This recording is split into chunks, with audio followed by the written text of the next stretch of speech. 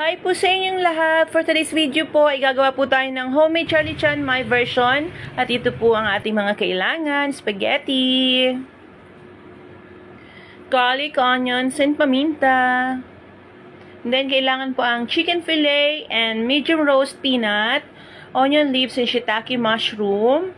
At ayan po ang mga kasangkapang kailangan natin. Spaghetti stock, kailangan po yan. Then, magpapainit po tayo ng kawali at maglalagay po tayo ng olive oil. Igigisa po natin yung bawang at sibuyas hanggang sa mag-golden brown. Halu-haluin po ito. At sunod po nating ilalagay dyan ay ang chicken. And then, yung shiitake mushroom. Hahalu-haluin po yan. And then, ilalagay po yung mga sauce, oyster, soy sauce, and tomato paste, paminta, at spaghetti stock.